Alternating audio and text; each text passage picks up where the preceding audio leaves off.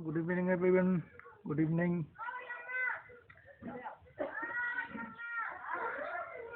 दीपावली बहुत अच्छे से गुजरी होगी।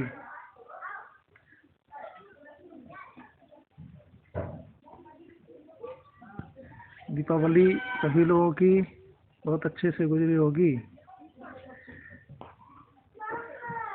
2-3 दिन मैंने भी कोई वीडियो क्रिएट नहीं किया। मैं अभी अपने गांव में हूँ और दीपावली पर एंजॉय किया। आप सब लोग भी एंजॉय किए होंगे। यहाँ हमारे यहाँ पशनैना मंदिर है, वहाँ का एक मैंने वीडियो डाला है इसमें, श्री महाकालेश्वर मंदिर। उसको आप देख सकते हैं, बहुत ही प्रसिद्ध स्थल है और आप उसको देख सकते हैं। 5 नदियों का संगम है। वीडियो पड़ा हुआ है मेरे इसी चैनल पे। आज मेरा फिर से एडिटोरियल की जो सीरीज चल रही है तो मैं पुनः शुरू करूँगा।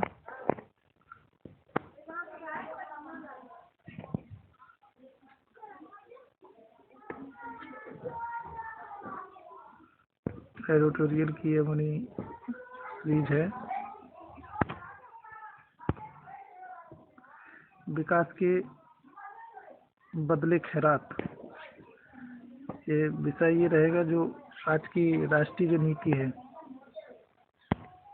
उसमें जो विकास के मुद्दे आते हैं उनमें किस प्रकार से खैरात की बात की जाती है चुनावी समीकरण के आधार पर। उसी पे जो हमारी संपादकीय हैं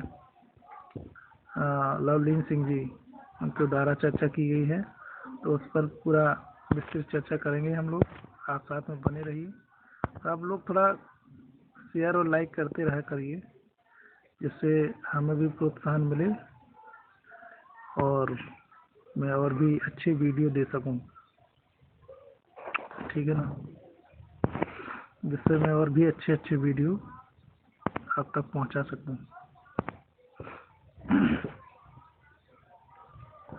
विकास पर जो बड़ी बड़ी बातें होती हैं, अधिकतर राजनेता भी पुरानी जो समाजवादी नीति सोच है उससे जुड़े हुए हैं। अभी भी खैरात बांटने की बात करते हैं कि हम ये सुविधा देंगे, हम ये देंगे, हम फ्री में इतना लाइट देंगे, इतना पानी देंगे, ऐसी सब चर्चाएं होती रहती हैं। उससे क्या हमारे समाज और राष्ट्र की नीतियों, विकास पर, आर्थिक स्थिति पर क्या प्रभाव पड़ने वाला है, वही सब हम डिस्कस करेंगे। सबसे पहले दिवाली की बहुत बहुत सबको शुभकामनाएं दे रहे हैं हमारे जो संपादकीय महोदय हैं। आप सबको जब दीपावली जैसे दिन पर यह लेख छपता है कि तय करती हूँ पिछले सप्ताह की बातों से छोड़कर के हिसाब लगाने की कोशिश हो। पूरा सप्ताह है, उस पर चर्चा करने की बात कही जा रही है। 1 साल की बातें हों, दुनिया की हाल की बातें हों, इस पर दीपावली आपको भी महसूस हो रहा होगा कि दुनिया की समस्याओं का काला साया ऐसा मंडरा रहा है कि भारत की अंदरूनी समस्याएं इतनी गंभीर नहीं लगती कि गाजा पट्टी में जो बच्चे इजराइल की बमबारी से मारे जा रहे हैं, जो मातम छा रहा है, जो बर्बादी फैल रही है, उनको अनदेखा करना मुश्किल हो। तो ये संपादकीय में ये जो इजराइल और फिलिस्तीन का युद्ध चल रहा है गाजा पट्टी में, उसके विषय में भी इसमें चर्चा की गई है। इस तबाही को देखकर के मेरी समझ में नहीं आता कि हमास क्यों नहीं इजराइल के उन 200 से ज़्यादा बंदियों को रिहा करता जो 1 महीने से उसकी सुरंगों में कैद है। न जाने किस हाल में युद्ध विराम चाहता है हमास, तो क्यों नहीं ऐसा करता। इस सवाल को मैंने मन से पूछा तो याद आई मुझे हमास की एक और सरगना की बात जो BBC पर सुनी थी। इस आदमी का ना तो नाम मुझे याद है और ना ही इसका नाम लेना चाहती हूँ, इसलिए मैं मानती हूँ कि आतंकवादियों के नाम लेना नहीं चाहिए। ये जो संपादकीय महोदय हैं वो इस विषय में कह रही हैं। दरिंदे जब जो आतंकवादी हैं, पूछा गया है कि हमास क्यों फिलिस्तीनों को अपने युद्ध में त्याग करना चाहते हैं। त्याग करना चाहता है, इतना बड़ा बलिदान देना पड़ रहा है, जो उसका जवाब था कि हम स्वतंत्र संग्राम के में आम लोगों का बलिदान चढ़ाना ही पड़ता है। मतलब उनके ऐसे विचार हैं, जो आम सामान्य लोग हैं उनके जीवन में कितना संकट है। और युद्ध में तो सामान्य लोग भी मारे जाते हैं।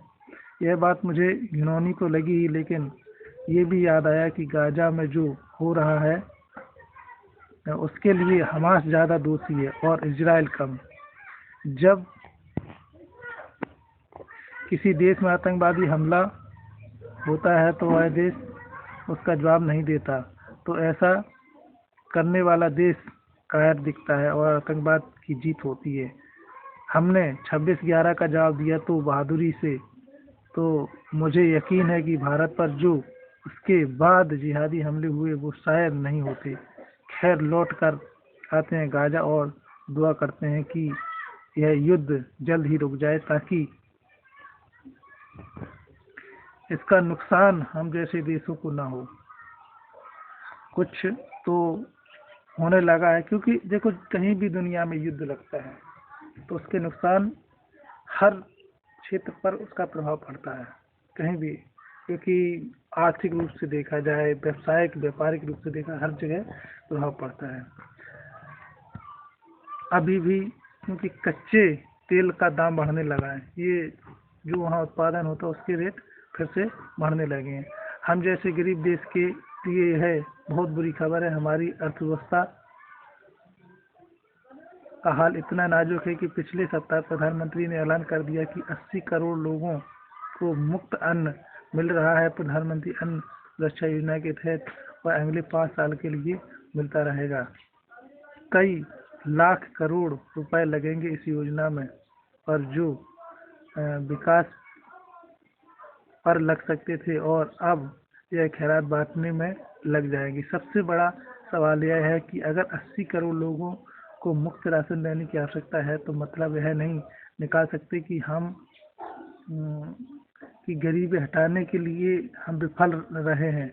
ऐसा सोच ही रही थी कि मैं ये टीवी पर देखा कि इंडिया टुडे की प्रीति चौधरी कुछ ग्रामीण महिलाओं की मध्य प्रदेश में आने वाले चुनावों के बारे में पूछ रही थी। महिलाओं ने प्रीति को बताया कि उनके बैंक खातों में पिछले 5 महीनों से मध्य प्रदेश सरकार ने हर महीने 1200 रुपये जमा कर रही है, और यह बात उनको बहुत अच्छी लगती है। उनके लिए ज़रूर अच्छी बात है यह, लेकिन देश के लिए अति नुकसानदेह है, इसलिए कि यह खैरात है, और खैरात बांटने से कभी कोई देश विकसित नहीं हुआ है। देखो, बात तो ये क्रिएटिव है, और अब इसके मायने क्या निकालते हैं, अलग अलग विचार होते हैं लोगों के, है ना। तो ये एक तरह का, जैसे केजरीवाल साहब हैं, वहाँ दिल्ली में अपना अलग तरीके से चुनाव प्रचार करते हैं, है ना। वो अपना कुछ और बांटने के लिए कहते हैं, ठीक है। तो ये सब चीज़ें इसी प्रकार से चलती रहेंगी, लेकिन हमें ये पूरे विचारों को समझ लेना चाहिए कि किस प्रकार से क्या हो रहा है, किस विषय पर क्या वार्ता चल रही है। मेरी राय कि भारत गरीब अगर आज भी है तो सिर्फ इसलिए कि हमारे शासकों ने गलत आर्थिक नीतियाँ अपनाई हैं। हाँ बिल्कुल, क्योंकि इस तरह से नहीं चलने वाला। जब से हमको स्वतंत्रता मिली है, देश के अगले प्रधानमंत्री दिल से विश्वास रखते थे कि भारत की तरक्की समाजवादी आर्थिक नीतियों से ही होगी। नतीजा यह है कि भारत का पैसा लगाया गया, नतीजा यह है कि जनता का पैसा लगाया गया बड़े बड़े सरकारी उद्योगों पर, जिन्होंने काफ़ी मुनाफा नहीं कमाया। नतीजा यह है कि नेहरू जी के शासनकाल के समाप्त होने पर देश के गरीब लोग उतने ही जितने उनके शासनकाल में शुरू में थे। नेहरू जी के बाद शासनकाल आया उनकी बेटी का, जो उनसे भी ज़्यादा समाजवादी सोच की थी। घाटे में चलते हुए सरकारी कारखानों को बंद करने और बदले में इंदिरा जी के मुनाफे के चलते हुए निजी क्षेत्र में बैंकों के कारोबार को स्पष्टीकरण किया, और विकास की रफ्तार वैसी ही रही जैसे थी उनके पिता के समय में। गरीबी हटाने का नारा सिर्फ नारा रहा, आर्थिक रास्ता बदला नरसिम्हा राव ने लाइसेंस राज को समाप्त करके तब भारत चलने लगा था विकास और परिवर्तन की ओर। लेकिन देश के अधिकतर राजनेता अभी भी समाजवादी सोच से जुड़े हैं, जो कि अभी भी खैरात बांटी जाती है विकास के बदले। तो विकास का पर्याय क्या है, विकास किसे कहेंगे? ये खैरात, लोभ प्रलोभन, चुनावी, इसे तो विकास नहीं कह सकते। ऐसा करके चुनाव जीते जाते हैं लेकिन विकास नहीं होता। विधानसभा चुनाव में ऐसा लगता है कि हर राजनीतिक दल तय कर लिया है कि चुनावों में जीतने का एक ही रास्ता है और वो है खैरात बांटकर। लक्ष्मी पूजा इस शुभ अवसर पर हमको सूचना यह चाहिए कि ऐसा क्यों है कि देश की लक्ष्मी को हम देवी मानते हैं और जिसकी पूजा होती है हमारे सबसे बड़े त्योहार पर, उस देश के राजनेता क्यों लक्ष्मी को ठुकरा कर दरिद्र देव को मानते हैं। दीपावली के इस शुभ अवसर पर याद दिलाना जरूरी है अपने राजनेताओं को कि इस सवाल पर उनको ध्यान रखना चाहिए। ध्यान ऐसे कहने की बाद भी कहना चाहता हूँ कि इस दिवाली पर ऐसी भी आएगी शायद निकट भविष्य में, जब हमारे राजनेता जान पाएं कि लक्ष्मी पूजा का असली मतलब क्या है और क्यों भारत का सबसे बड़ा त्यौहार मनाया जाता है लक्ष्मी पूजा के दिन पर। ये हमारे ये संपादकीय है, इनके विचार थे जो हमने सुने और उम्मीद करता हूँ कि आप सब लोगों को ये विचार समझ में आ रहे होंगे। और दोस्तों, ये मेरा विचार, ये संपादकीय पूर्ण हुआ। इसके बाद में अगले संपादकीय में मिलेंगे और आप सब लोग स्वस्थ रहें, मस्त रहें और बने रहें। वीडियो को लाइक शेयर करते रहें। जय हिंद, जय भारत।